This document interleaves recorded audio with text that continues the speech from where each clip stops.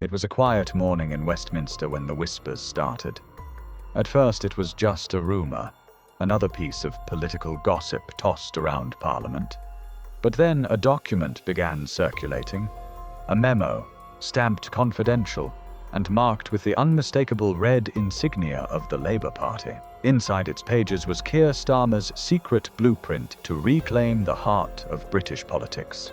A strategy designed not just to win votes, but to rebuild the party from the ground up. Today, we're diving deep into that leaked memo and uncovering Starmer's secret plan to win back voters. Before we move on, I'd like to ask you a small favor. If you appreciate this content, please take a second to like this video and subscribe to the channel. Over 98% of you watch the videos without subscribing.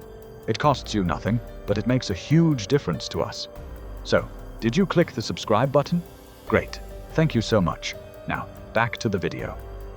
The Red Wall Recovery Strategy. For those unfamiliar, the Red Wall is more than just a political term. It's Labour's soul. Stretching across the north of England, the Midlands, and parts of Wales, these constituencies were once the heart of working-class Britain. For decades, these communities voted Labour, often without question. But in 2019, something unthinkable happened. The Red Wall crumbled. Constituencies that had been red for generations flipped to blue, and Labour's iron grip slipped.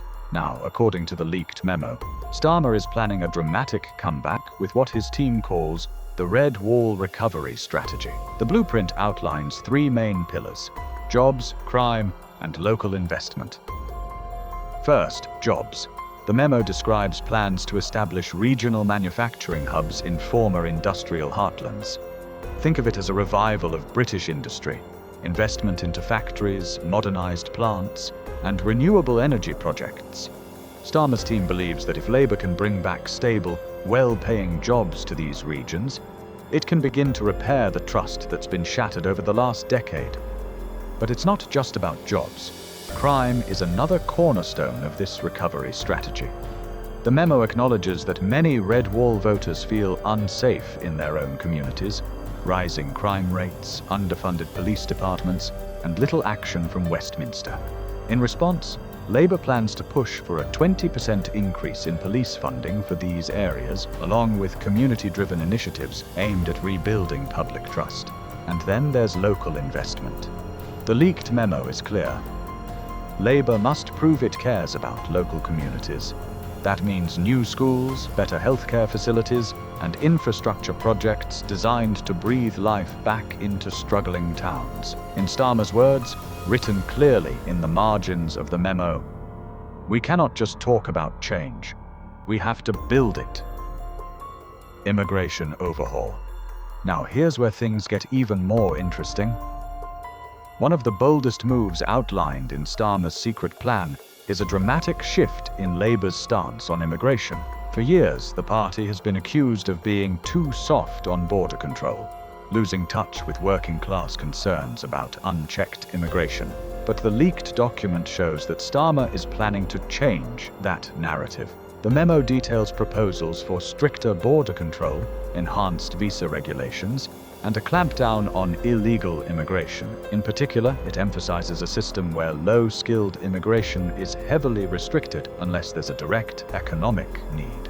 This is a stark departure from Labour's previous policies and signals an understanding that the Red Wall's concerns can no longer be ignored. In fact, one of the most striking lines in the memo reads, "If we do not address immigration head-on, we will lose the North for a generation." It's a blunt acknowledgement of the realities on the ground, something Labour has often shied away from confronting.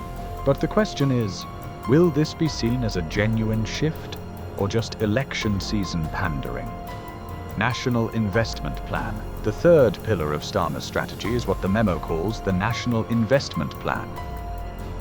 At its core, this is a bold economic revival package aimed at reigniting Britain's industrial strength. According to the document, Labour plans to establish regional development banks specifically focused on northern communities. These banks would fund local entrepreneurs, small businesses, and startups looking to grow in areas that have long been left behind. But it goes further. There are proposals for new manufacturing hubs aimed at bringing back large-scale production to the UK. Think automotive plants, renewable energy sectors, and advanced manufacturing centres.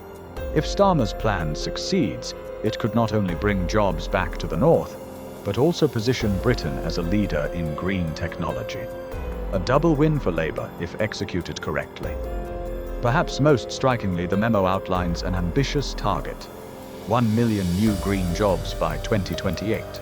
Wind farms off the coast, solar panel factories in Yorkshire, and electric vehicle production lines in the Midlands.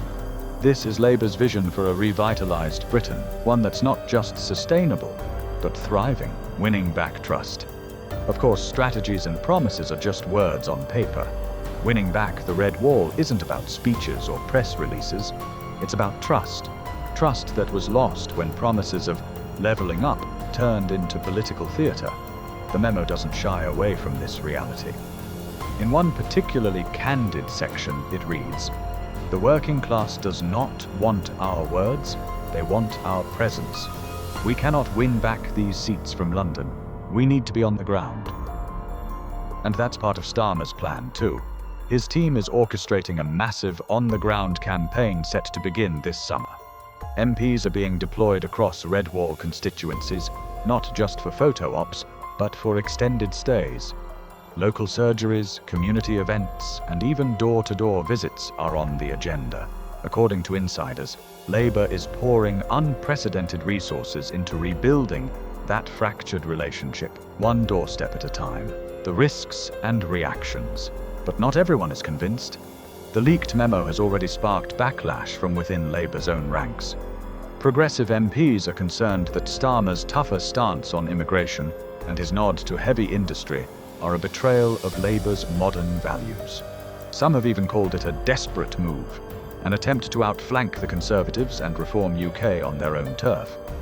And speaking of Reform UK, Nigel Farage wasted no time responding. In a recent interview, he called Starmer's plan a half-baked imitation of true British values. He went further, saying, "Starmer can play dress-up all he wants, but the North knows when it's being lied to. We're the real voice of the working class, not Labour." The Conservatives, meanwhile, have been largely silent, perhaps realising that a civil war within Labour only benefits them. But behind closed doors, there are whispers of concern. If Starmer's plan works, it could very well reshape the political landscape. The bigger picture. The leaked memo is more than just a political strategy. It's a glimpse into the soul of Labour's future. For Keir Starmer, this is his defining moment. If he can execute this plan, Labour has a real chance at reclaiming the Red Wall and dethroning the Tories. But if it fails, it could solidify a permanent realignment, with Labour confined to cities and the North left searching for a new champion. The stakes are clear. Starmer isn't just fighting for votes, he's fighting for Labour's legacy. He's battling against years of disillusionment, a rising right-wing alternative, and his own party's ideological divisions. The leaked memo is bold, ambitious, and, for many, unexpected. But the question remains, is it enough? The truth is, the memo's revelations paint a picture of a Labour Party ready to make hard choices. It's a shift back to its roots, with a nod to modern challenges. But for all its ambition, it's still just a plan. The real test will be in the towns and cities where Labour's promises have echoed for decades without action. Can Starmer's strategy truly bring the Red Wall back to life? Or is this just another set of empty promises destined to crumble? One thing's for certain, 2025 is going to be a political battleground like we haven't seen in years.